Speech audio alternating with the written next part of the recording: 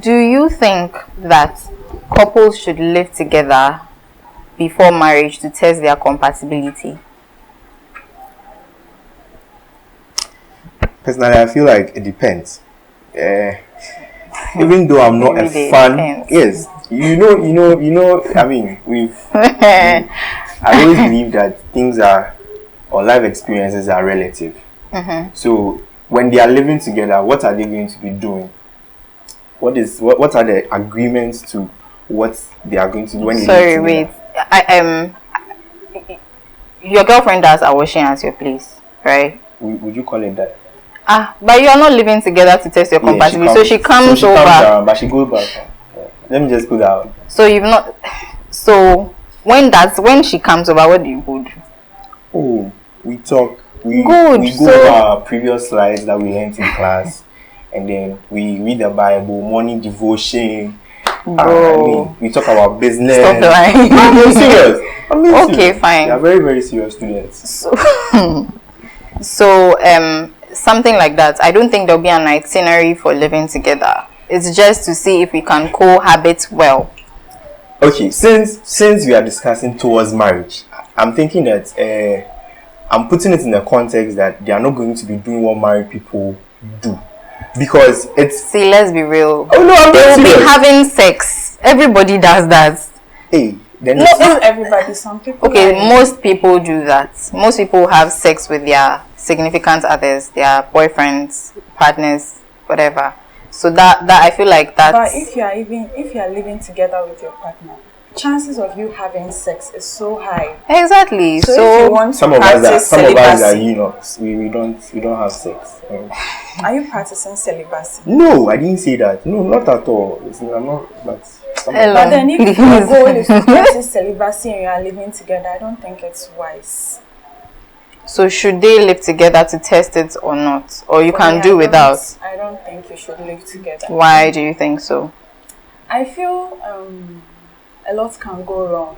And I also think you don't need to live together to know if you want to live long term with a person. You can both stay at your places and still get to know the person. Occasionally you go out on dates, you talk to the person, you listen to the person. You look at how the person treats others. There are different ways of getting to know someone and not necessarily staying together. I mean, a lot can go wrong, and it mostly doesn't favor the woman. Not to cut here, but there's this notion everybody has that when you are dating, how the person will react and everything is different from when you are staying with the person. This is someone, marriage, that when you wake up, the mouth is smelling, you endure because he's beside you. This is somebody, if he's looking nice, if he's looking ugly, it's the first face you see, the first breath you smell, everything. And why are you laughing? Nobody's thinking about it. They are fickle, but there might be like a very big no to some people. Yes. Like having BO is serious, and having halitosis is serious. Exactly. You can know if someone is having halitosis. What I mean is, you don't have to stay with a person to know these things. You can just go on a date and that's not the point I'm driving at. That's not the point I'm driving at. Some people they get fed up easily. So there is some families. Then you are not ready for marriage. Yeah. So you don't even have to. If you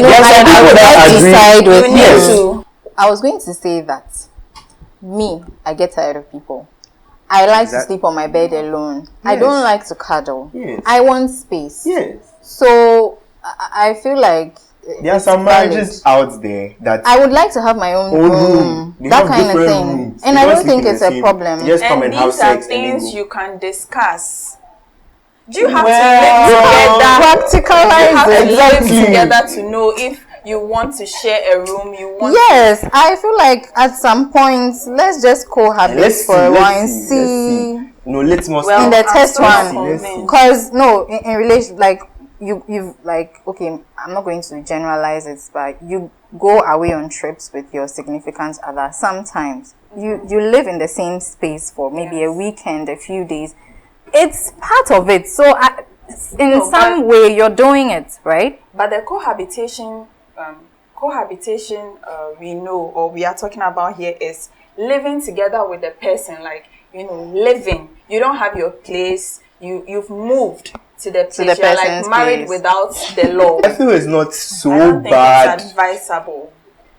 I don't think it's so bad. Then again, it's not so bad. It favors the men. It should. Mostly, no, I agree with her on this. Cohabitation favors the men because the woman will come in, like she said, this is like a test run for marriage. She will cook, she will clean, she'll take care of you, that kind of thing.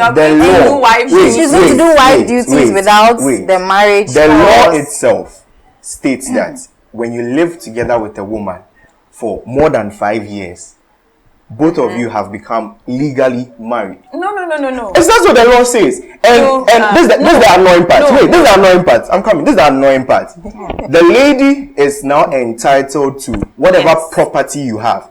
We have seen the current trends in this country, and you are going to say cohabitation favors the men. She's not entitled. You just have to compensate her. Hey, have you seen the compensations?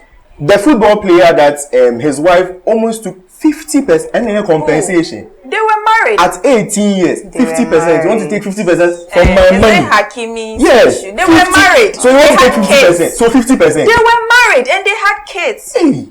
So because of that 50%, if it was your brother, 50%. Yes. No. See that. So the law didn't say 50%. The law didn't say 50%. Have you even seen the trend of footballers and the trend of people that they are they get married and divorce and then they take all their property? Then are you sure you want that for your brother? No, because of the law. Oh, don't make this a gender war. Come on, don't make this a gender war. You're getting it It's wrong. not a gender war. So why did you say it favors the men?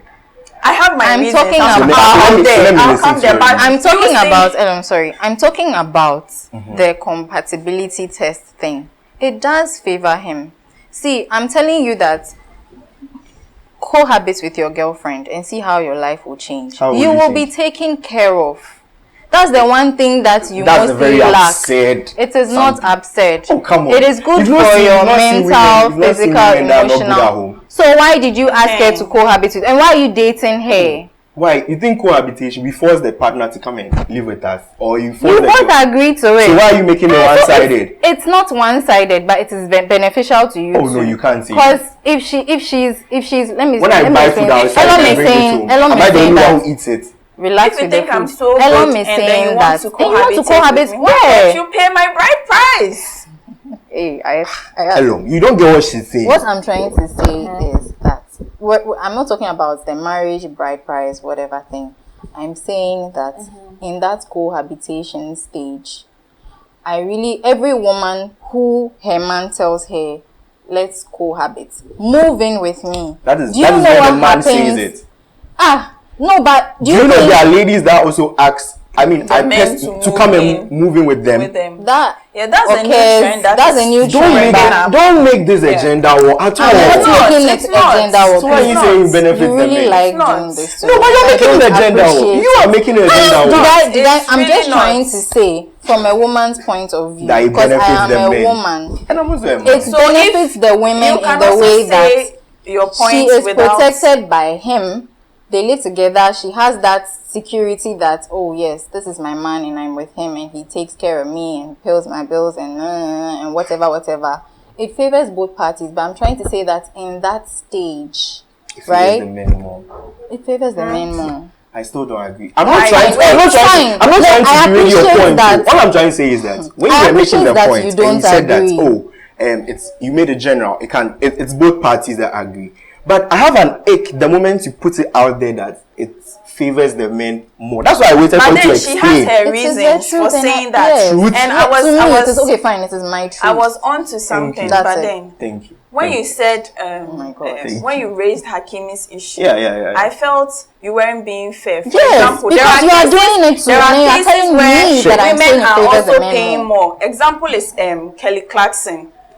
She is the highest earner in her marriage, and they are no longer together. Sure. She is paying the most to her husband now. I don't disagree because about she earns the most. I don't disagree. In marriage, I don't disagree. The one who earns the most has to give out the compensate the other chunk of the money. That's what the law says. It's not about. It's about the highest. I don't know which law you are reading. But it's the law, about the highest no, earner. but the law states so he's that. saying the law is not fair. Oh, They are even going in to culture, just, even in culture it's not and law. culture, I'm we are talking about talking it. law. But the law and culture, they work hand in hand. yes, but in this case, we are, So take your time. If the man puts away the woman, he has Puts to away in what as in way? if He the man doesn't want her decides anymore. to divorce the woman, the man has to compensate the woman. Yes. If the woman decides to leave the marriage, that is when she leaves with nothing. That is what the law states. Now, I agree with you that yes, there are extremities about women paying, but look at the statistics. Let me give you a frank example. The parents of Jack Sparrow. I've forgotten his real name. Look at the extent to which his wife destroyed his career, and she still wanted compensation. Let's go to Hakimi.